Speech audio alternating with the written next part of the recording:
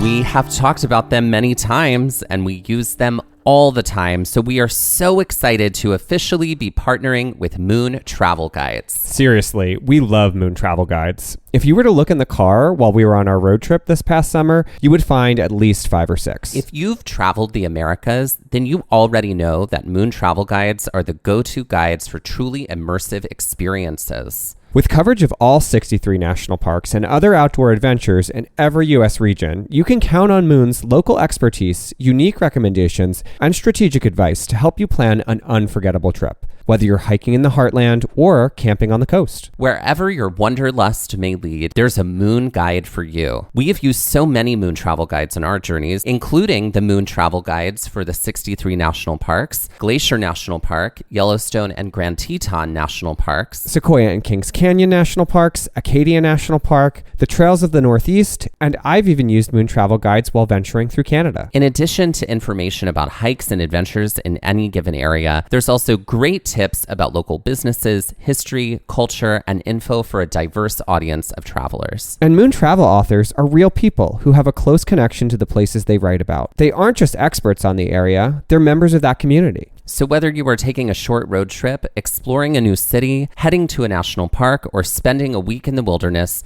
make sure to pack a Moon Travel Guide with you. For more information and to purchase a Moon Travel Guide, be sure to visit moon.com.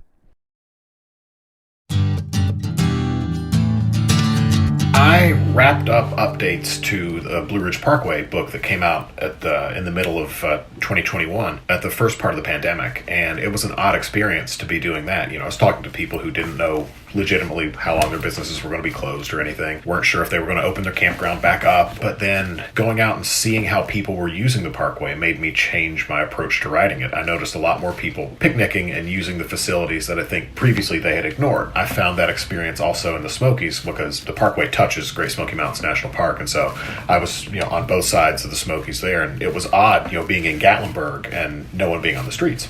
But the trailheads are full. Everybody's out, socially distanced, which you sort of naturally do when you hike anyway. And so many people using the picnic facilities and things, just like on the Parkway that I saw. Like, I don't typically see as many people camped out for that long, hanging out for half a day, at the Sinks, overlook or something like that in the Smokies. But I did. It made me realize that I needed to pay more attention to that and help show people where some of the better ones were. Hello and welcome to Gaze at the National Parks, the podcast. I'm Dusty. And I'm Mike. If you're joining us for the first time, Gaze at the National Parks is a podcast that explores the trails of America's national parks. One hiking trail and one national park, one park at a time. In between our full-length episodes, which explore these trails, we have trail mix episodes. These episodes cover a variety of topics related to the national parks and the environment. And sometimes it means special guests. At the very end of last season, we had the pleasure of speaking with a number of special guests, including Grandma Joy and Brad Ryan of Grandma Joy's Road Trip, photographer Patrick Rodden, and Moon Travel Guide author Lee Bernacki to discuss her guidebook on Sequoia and Kings Canyon National Park. We are excited to continue our partnership with Moon Travel Guides, who connected us with Jason Frye, who wrote the Moon Travel Guides on the Great Smoky Mountains National Park and the Blue Ridge Parkway. Jason Frye hails from the foothills of West Virginia. He moved to North Carolina to pursue a Master's of Fine Arts in Creative Writing. It was there that his love of traveling through the Smokies grew even more. His writing has appeared in Southern Living, The Charlotte Observer, Raleigh News, and AAA's Go magazine, among others. And recently we were able to sit down with Jason and chat about the Smokies, the Blue Ridge Parkway, and the surrounding gateway communities, and all of the beautiful secrets these spaces have to offer.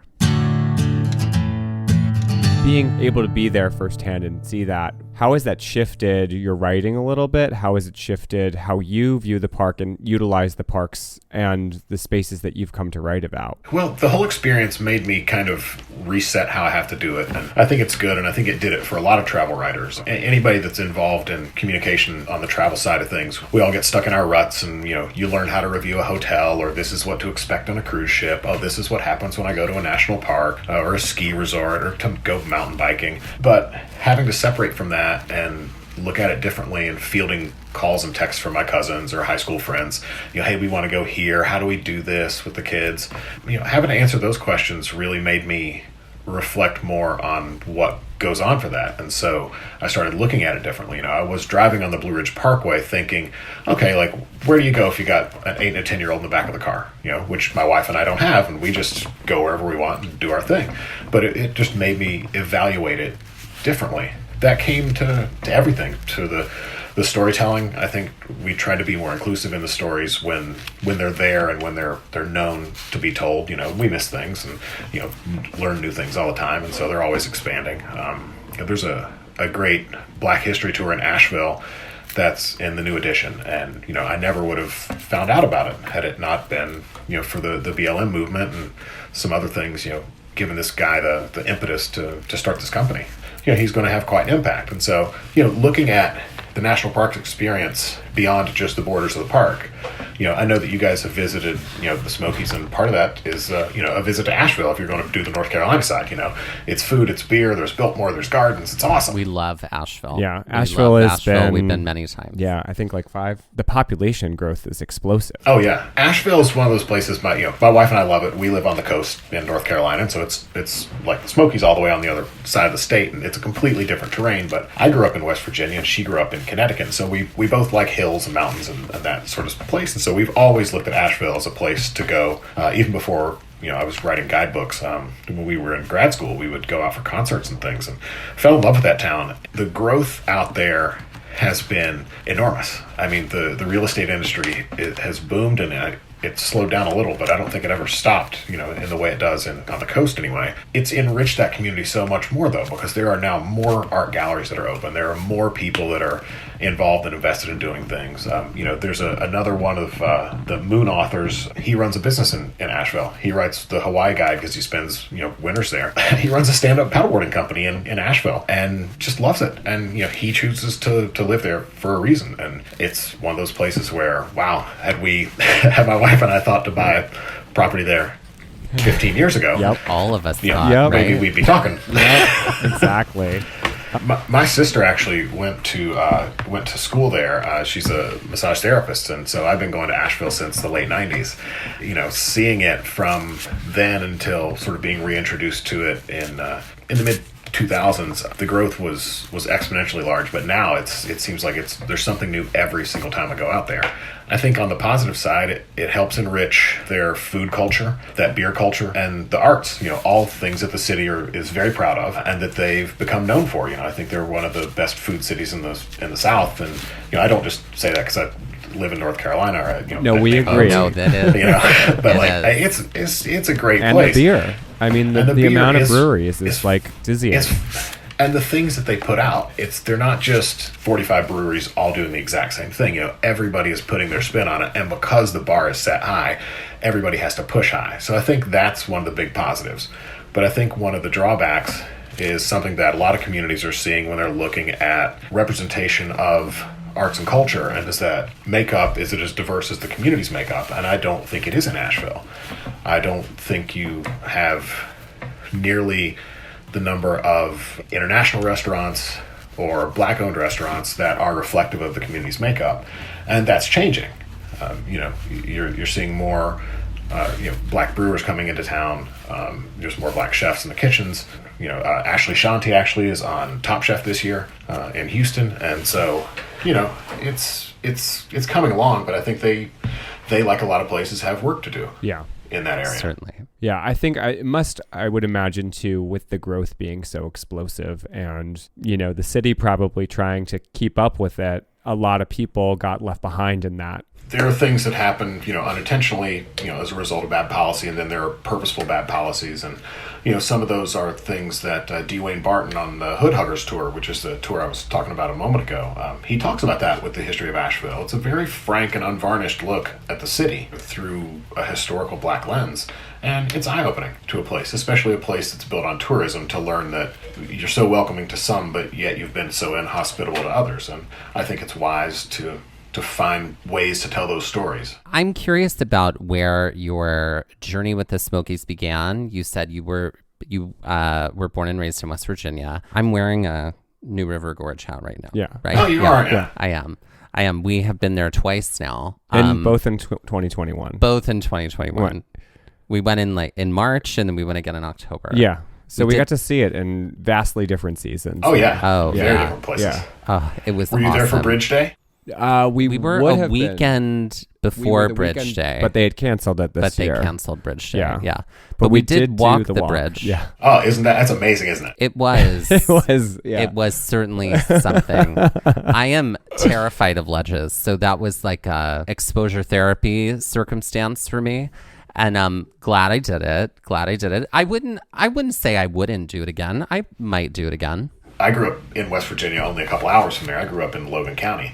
You know the Hatfields and McCoys, that story? I grew up in the county where Devil Anse Hatfield, the leader of the Hatfield family, was from. And so, it's a really fun and interesting and beautiful place to grow up. Not unlike the terrain around the Smokies. But you go up to Harper's Ferry, out in the Eastern Panhandle. It's just a hop, skip, and a jump from D.C. or New York or Philadelphia, and it's a completely different type of landscape than it is down around the New River Gorge. Then you'll find, up on the, in the northwest corner near the Ohio River. It's totally different up there. So yeah, it's a beautiful state. It's small, and the tourism industry there is really coming on, and I'm glad to see that because I've seen the impact in places like Bryson City, North Carolina, Gatlinburg and Townsend, even some of the suburb communities of Knoxville. Some of those places benefit from proximity to the park. But my family grew up going down there. We would just go down on weekends. It was only a few hour drive down there, and my dad owned his own business, and so if he was done in time, we'd just go down. Sometimes he'd pull us out of school like a half day on Friday, and everybody get in the car and disappear to the Smokies for 4 days.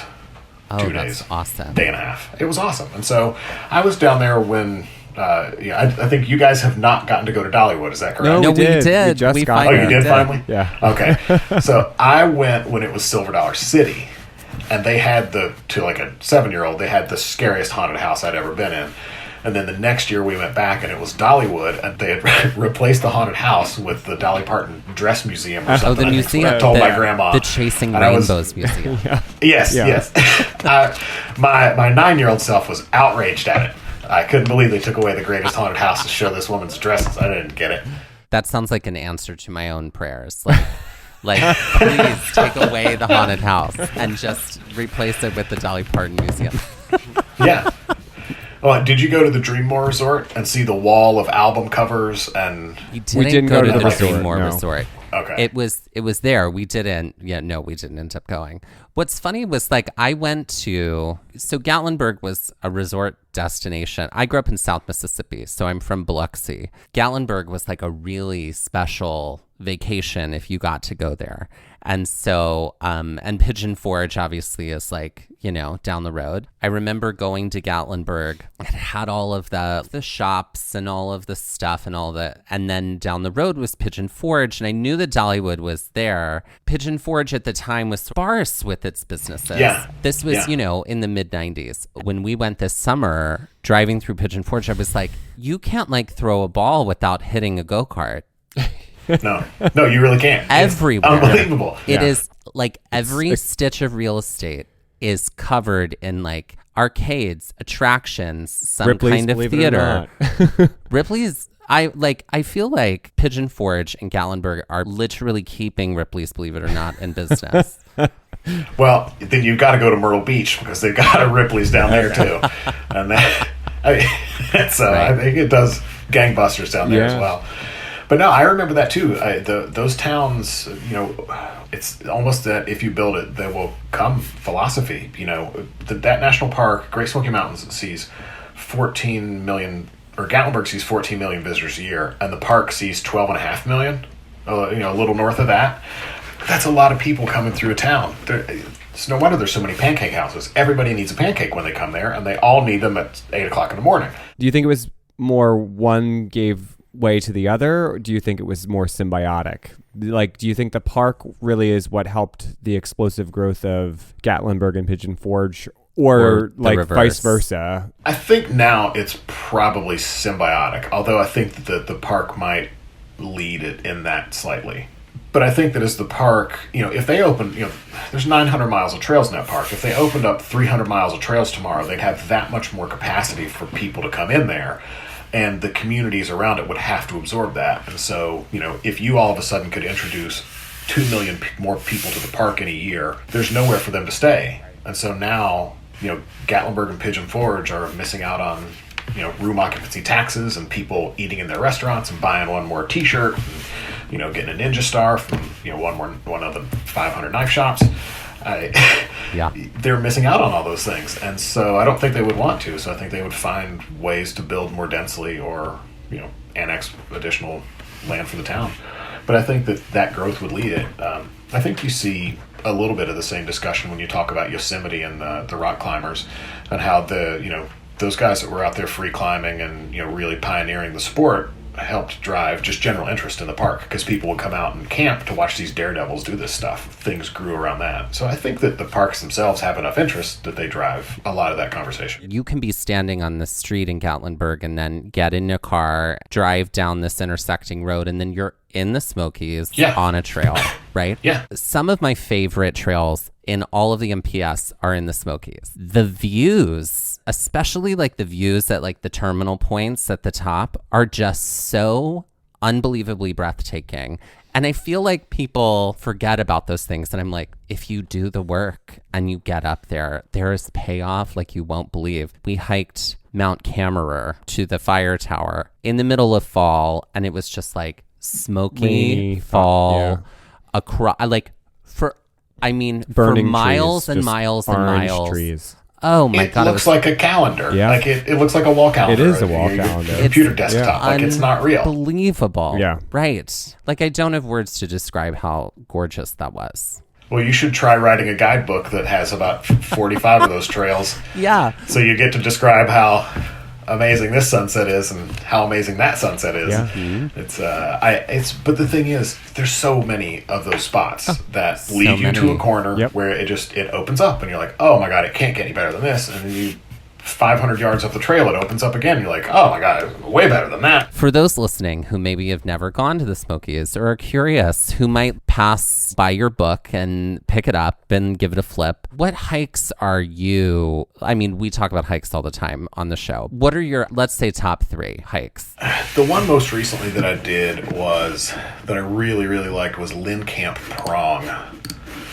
And it can be one of those monster Smoky hikes if you want it to be. It's 21 miles round trip if you need it to be. We maybe looked at this over the summer and you were like, absolutely not. Well, I'm an over planner, and so I was like, we're going to do this 30-mile loop today. And I was like, join it up with a bunch of things. Couldn't walk for 2 days after doing 19 miles. I don't think we can do it. But okay, tell us about it. But no, so the great thing is you don't have to do 21 miles on it if you don't.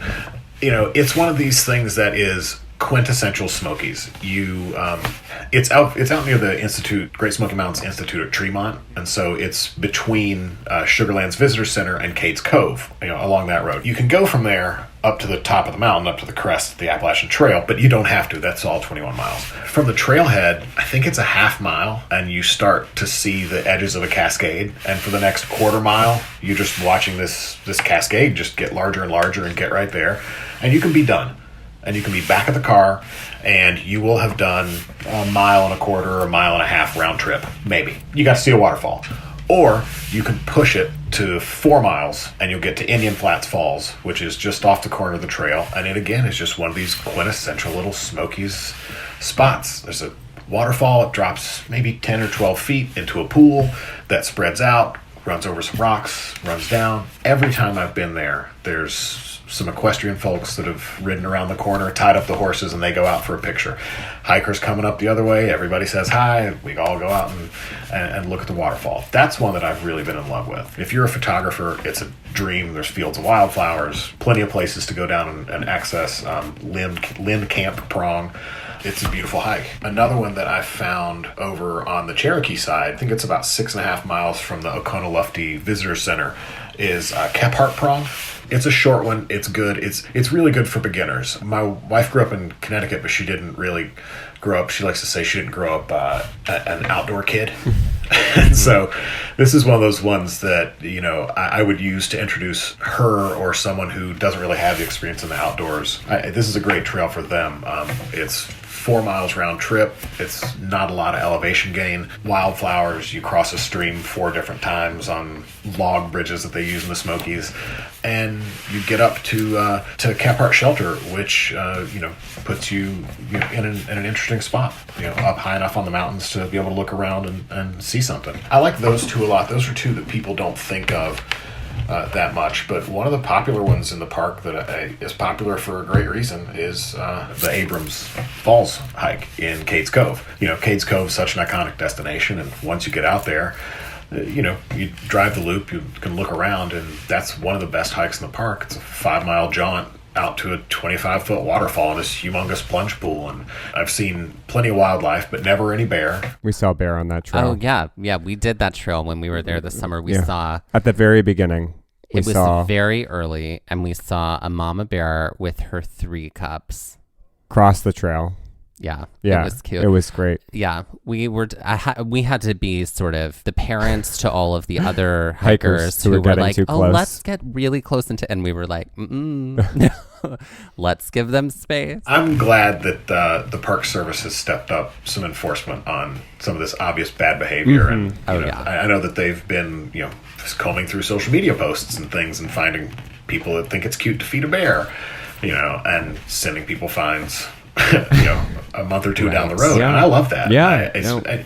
These are wild animals, man. They're not your friend's dog. It's one of the drawbacks to the popularity of the national parks. I love that people are introducing themselves to nature and are coming to love these places and enjoy the great outdoors.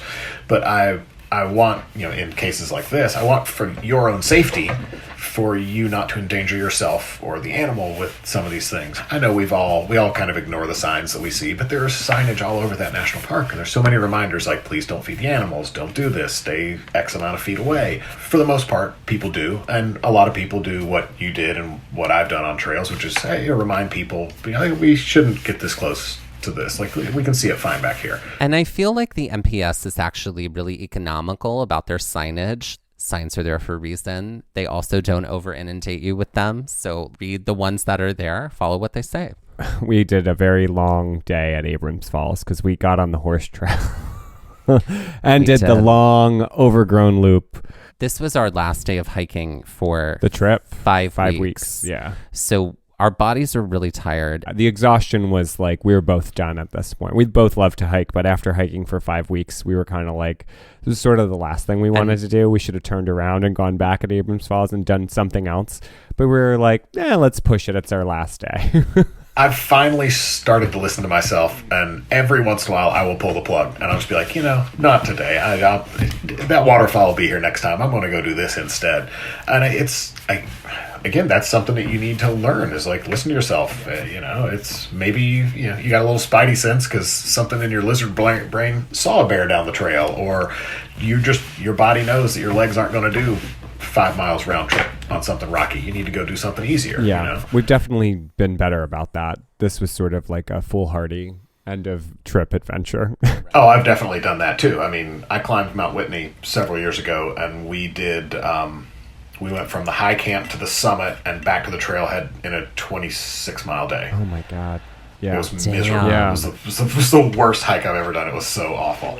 Now, do you know about the Badwater Ultra Marathon? No. The Badwater Ultra Marathon runs from Badwater in Death Valley National Park, the lowest point in this hemisphere, to Mount Whitney, the highest peak in the contiguous U.S. in 114 miles. It sounds awful to me. It sounds horrendous. I love climbing that mountain, and I love Death Valley National Park, but I do not need to combine those in one long run. No. If someone told me like the only way you can ever go back on a trail ever again is if you're running, then that was it. I had a nice career.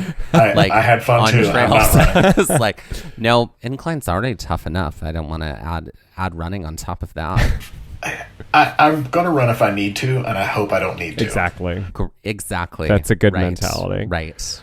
Being where you are in North Carolina, and then also working with not only the Smokies, but Blue Ridge Parkway, obviously Shenandoah is also sort of in your purview and spaces you're interested in. We just saw today that they posted that they're starting to permit Old Rag now. They're running a pilot for it.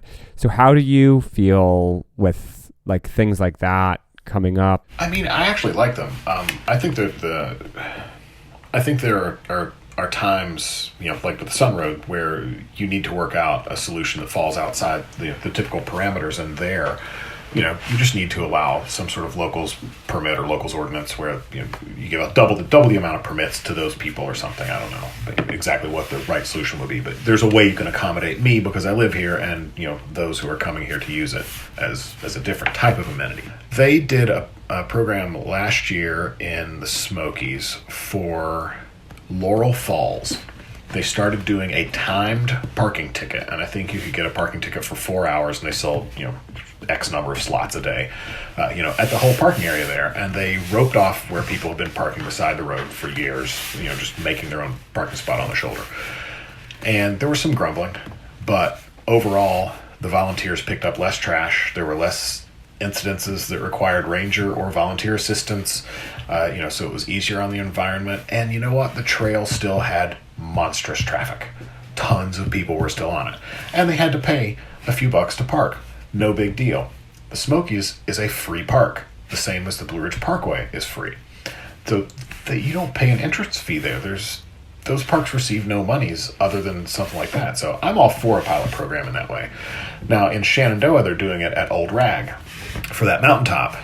And the one problem, I think it's a good idea because I think that's a hike that people take and it is above their experience level.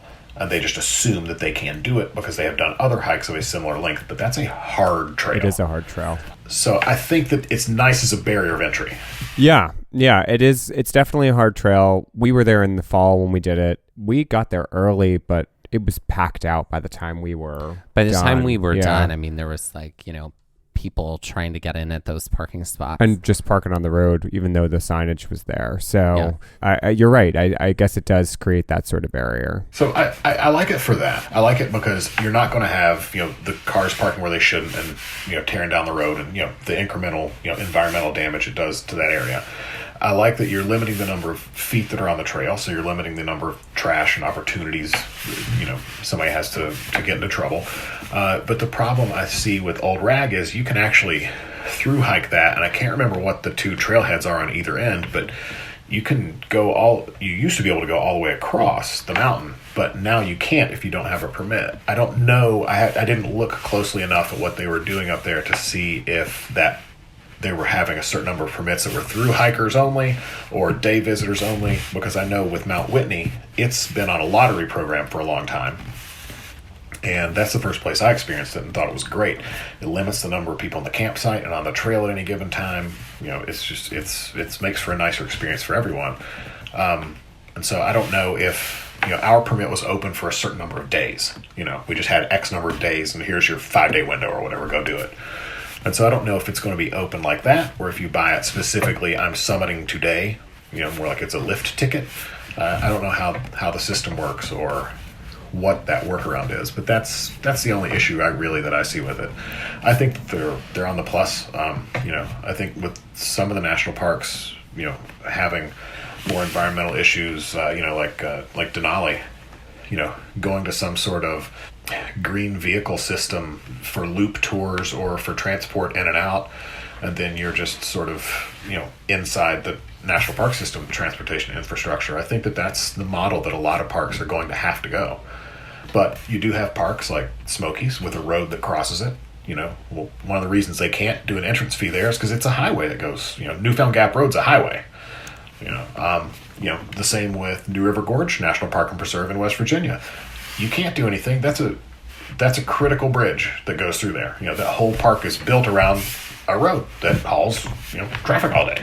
And so there's no way to avoid that. But there are things you can do to mitigate some of the circumstances around. And I think that some of the timed trails and timed parking and things, lottery systems, I think that those are mostly positives. What about Shenandoah trail-wise, would you say, are your go-tos or your recommendations as maybe like hidden gems within the park? Man, I love Dark Hollow Falls. Okay, we were gonna do that. Oh, that was on a list. We did White Oak Canyon instead. That's another one that I love. Oh, we didn't do Dark Hollow because we had the dog with us. We had a dog. Yeah, we had a dog with us at the time. Yeah. Well, thank you for being responsible Yes. dog Of owners course. who had a dog in a national park. Right. We were with friends. We were with friends and who had it a was dog. their dog. Yeah. And We read the trail information. It was like, do not take dogs on this trail. The reason I like Dark Hollow is, I mean, that is a quad busting workout right there. It is all downhill,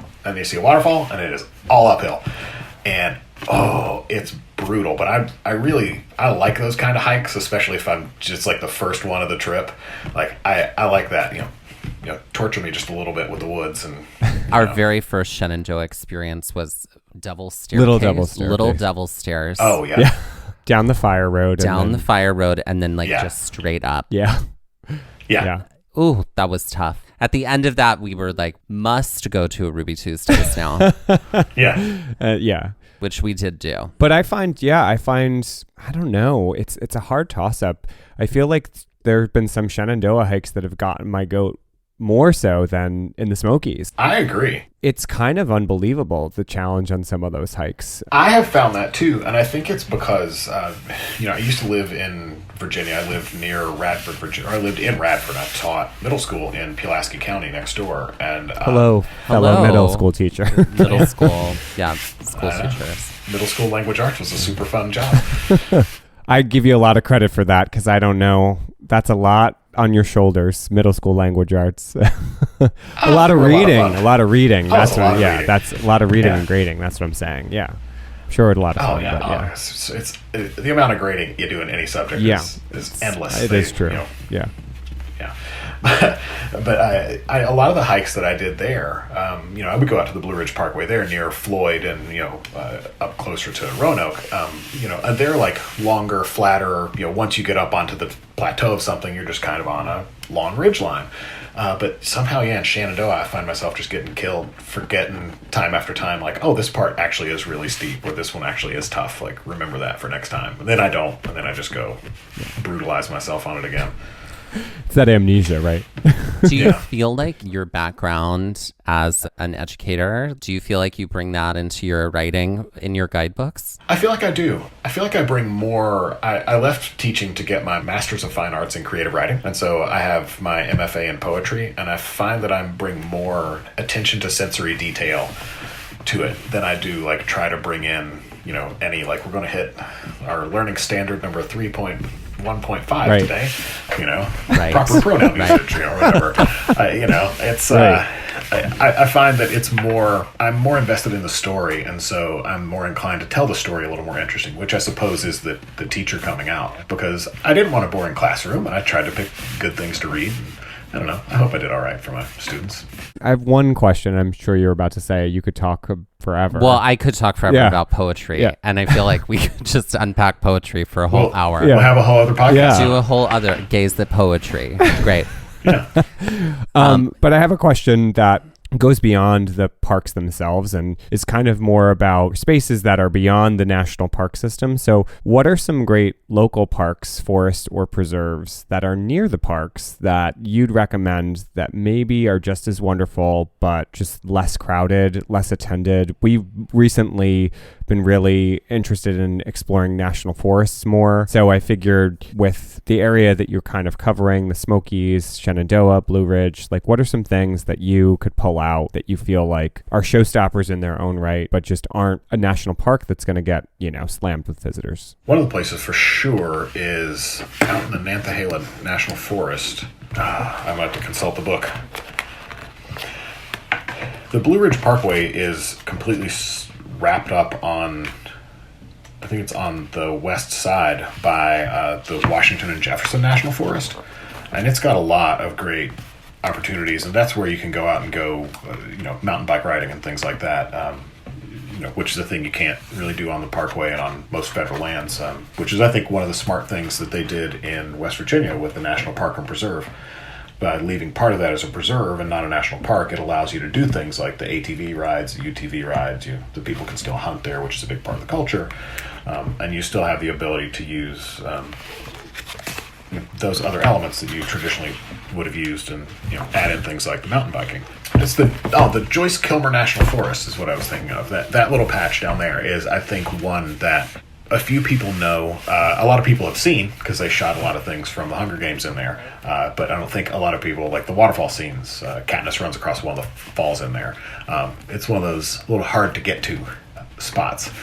I think that around Knoxville, it's a city park, but the Iams Nature Trail and Knoxville's whole greenway system, they've got 11, maybe 18 contiguous miles of greenway that's just about encircling the city.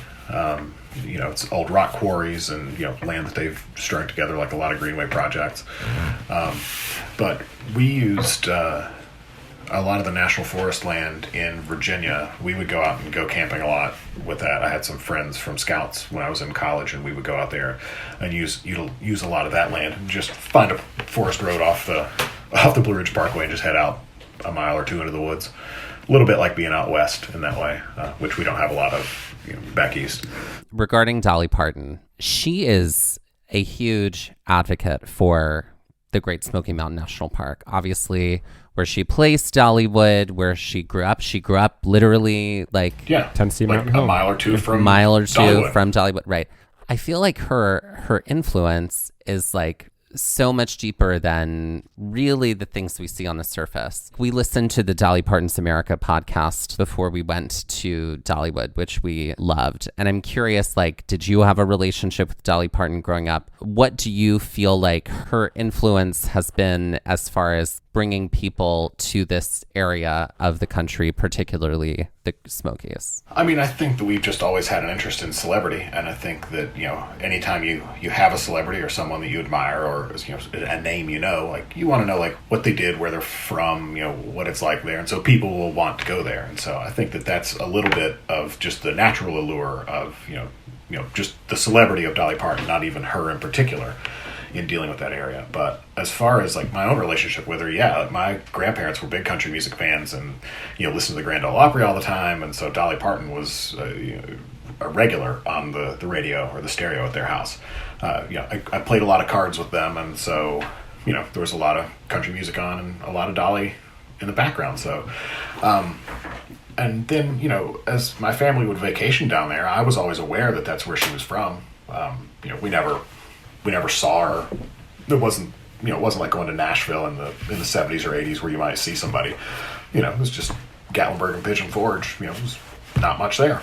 But whenever she got Dollywood, I guess I realized as a kid, like, she's really something. She's a lot more than just this woman that I see on TV every once in a while, or on Johnny Carson, that my grandma and grandpa like.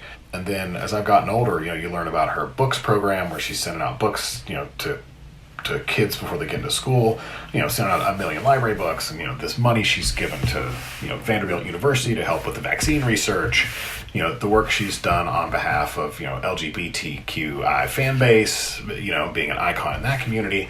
I mean, she crosses so many bridges, and she builds so many connections between what might appear to be disparate groups who can all bond around their love of this thing and their impact of this thing. And I think it was really made clear to the community just how deeply she cares for them, with all the work she did and the monies that she gave and that she helped raise around the wildfires, back in 2016.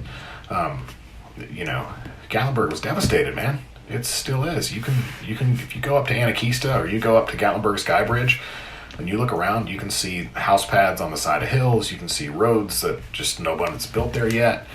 You can see that there's places that are going to look a little different for another decade or more. She gave a lot of money and raised a lot of awareness and really helped people out through that. And so, her impact's huge. And she's always been a good partner to tourism. So she's always been happy to talk about the Smokies and, appear in their ad and do their thing. And that's not always the case. Once you achieve that level of fame, your time has a value, and some people forget maybe to value, give back to the place that they came from. But she's always done that. And I think it reflects well on the spirit of that place, as well as on her personally. So now I don't mind that they got rid of the haunted house. See, we came back. we full got circled. back to it. Right. Dress museum, thank you. Yeah, I'd rather see the dress museum now. I've seen a haunted house. Whatever. True. One final question. And then we have a game. And then we have a game we'd love to play. Okay. If you're down. Okay, last question. What are your goals when you have the opportunity to write the Moon Travel Guide on the Smokies or write the Moon Travel Guide on the Blue Ridge Parkway? Like, what are your goals in writing those books? What are you thinking about all the time, and what do you hope to give people, like, when they take that book off the shelf? I want you to love that place the way I love that place. It's as simple as it gets. Like, Great Smoky Mountains National Park was the first park that I went to. I have memories of being in Cherokee and in Gatlinburg, 6, 7 years old, pictures of me there, every year up through my 20s. It's a place I have a long and deep emotional connection to for a lot of different reasons. And so my goal with that book is to draw an emotional line between me, you, and this place. And somewhere that line gets pulled tighter. And if it's pulled tighter to me, fine. I'm just going to expose you more to that park, and to things I write about North Carolina, and things I write about in different parts of the world. And so that's great. But if it draws you closer to the park, then I've really done what I set out to do, which is I want you to have a relationship with the place. I want you to go and find yourself in this place in the same way that I do. And I don't think that can necessarily be replicated, especially not just in a couple 100-page book. But that's my goal. And with the Blue Ridge Parkway, it's the same thing. I want you to have that same visceral, emotional reaction to driving down that road at night with your windows rolled down and the crisp early autumn air, and you can just hear the last of those summer frogs, peeping in the creek beside the parkway. Like, I want to take you there. I want to make you remember the song you were listening to in that moment, and who you were driving with, and where you were going, and what you just did. Like, I want to have that snap moment of pure recognition and pure memory and pure dopamine just hit you at some point in time on that trip. That's what I want. I want you to fall in love with that place. We have talked about them many times, and we use them all the time. So we are so excited to officially be partnering with Moon Travel Guides. Seriously, we love Moon Travel Guides. If you were to look in the car while we were on our road trip this past summer, you would find at least 5 or 6. If you've traveled the Americas, then you already know that Moon Travel Guides are the go-to guides for truly immersive experiences. With coverage of all 63 national parks and other outdoor adventures in every U.S. region, you can count on Moon's local expertise, unique recommendations, and strategic advice to help you plan an unforgettable trip, whether you're hiking in the heartland or camping on the coast. Wherever your wanderlust may lead, there's a Moon guide for you. We have used so many Moon travel guides on our journeys, including the Moon travel guides for the 63 national parks, Glacier National Park, Yellowstone and Grand Teton National Parks, Sequoia and Kings Canyon National Parks, Acadia National Park, the Trails of the Northeast, and I've even used Moon travel guides while venturing through Canada. In addition to information about hikes and adventures in any given area, there's also great tips about local businesses, history, culture, and info for a diverse audience of travelers. And Moon travel authors are real people who have a close connection to the places they write about. They aren't just experts on the area, they're members of that community. So whether you are taking a short road trip, exploring a new city, heading to a national park, or spending a week in the wilderness, make sure to pack a Moon travel guide with you. For more information and to purchase a Moon travel guide, be sure to visit moon.com.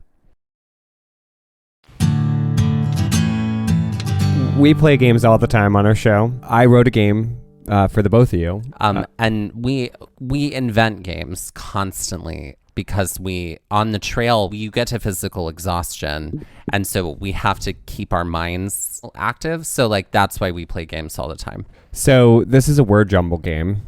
Okay. So I'm going to give you a clue. You'll need to guess both the landmark and also the rejumbled phrase that's going to come from that landmark. Does that make sense? And it's going to be Shenandoah and Smoky related. And I've only got 4, so we'll see how this goes. Okay. Sometimes I write hard games. I'll just preface that. Sometimes you do. It's true. All right. For our first one, if you rearrange the letters of this popular Shenandoah hike with new permitted day pass restrictions, You'll get what happens when you're too slow and lose a fish off your line.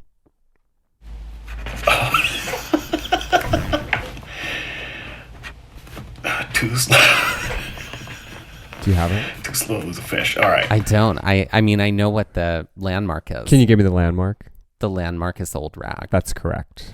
Yeah. So if you're too slow and you lose a fish off your line, think about what the line is attached to. It's attached to the fishing rod. Mm-hmm. You've got one of the words. Is it rod lag? Yeah, it's rod lag. Oh my god. Amazing. You're Guess so lag. good because you're writing them down. I'm like trying to. Sorry, this may be very This is hard. You so might have to write visual. it down. No, I had to For write the it down. folks at home, you might want to write it down. Here's our second one. If you rearrange the letters of this popular campsite and western area of the Great Smoky Mountains, you'll get a damp, dank, underground chamber where most male and female college freshmen might live. I mean, I'm thinking it's Cades Cove, You're right, it's Cades Cove. but do they live in the cave dorm? No, but cave is one of the words. If you've got male and female college people living together, they're considered to be what? It's a co-ed cave? That's right, the co-ed cave. That's it. All right, for Sorry, we just need to acknowledge like the idea of living in a co-ed cave sounds horrific. part of it sounds fascinating and part of it sounds like it's got to be the right people. The right people gotta live there. Is it more Lord of the Flies or like Island of the Blue Dolphin? Oh, great. Okay. They're Excellent two extremes. references. Yes. Yeah, two very extremes. Two very extremes. Okay, for 300, rearrange the letters of this popular hike that brings you up to Mount LeConte, and you'll get an abbreviation for the holiday of the offspring of a male donkey and a female horse. Is it Alum Cave? That's right. Yeah. Okay. You're disappointed in me. No, I'm not disappointed. I'm trying to think of the second part. So what do a male donkey and a female horse make? They make a very particular type of offspring. Yeah, they make a mule. Uh-huh. So an abbreviation for a holiday that a mule might take. Mule Patty's Day. Mule Patty's Day.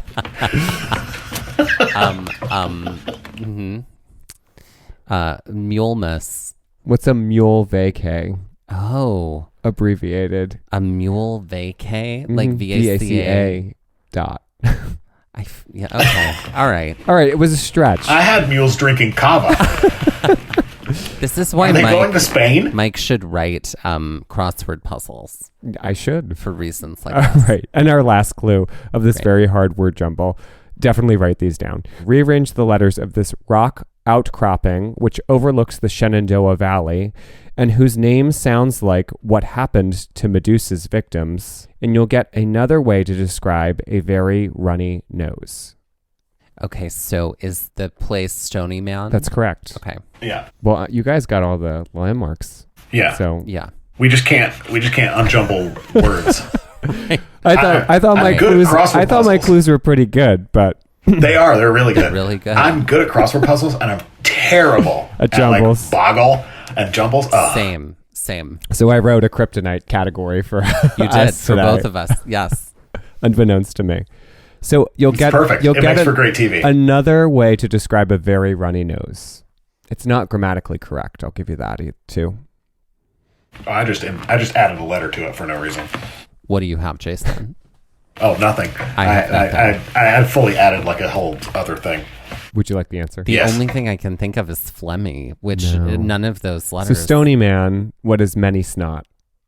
A very runny nose. He would have many snot. Many snot. And that's our Blue Ridge Parkway word jumble. There it is, everybody. I love it. I love a word jumble.